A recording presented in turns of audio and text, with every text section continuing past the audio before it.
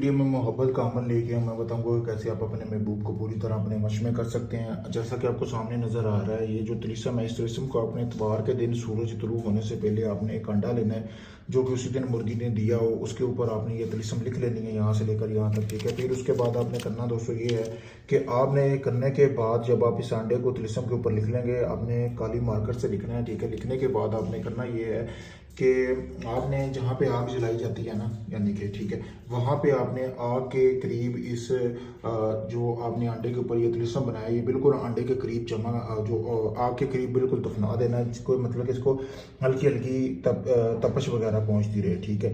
आपने तिलिस्म लिखना कहाँ से कहाँ तक है, ये नहीं है कि ये तिलिस्म भी आपने बना लेना है अंडे के ऊपर, और ये वाला तिलिस्म जो है दोनों आपने अंडे के ऊपर बनाने हैं, दोनों साइडों के ऊपर छोटे छोटे करके आपने बना लेने हैं।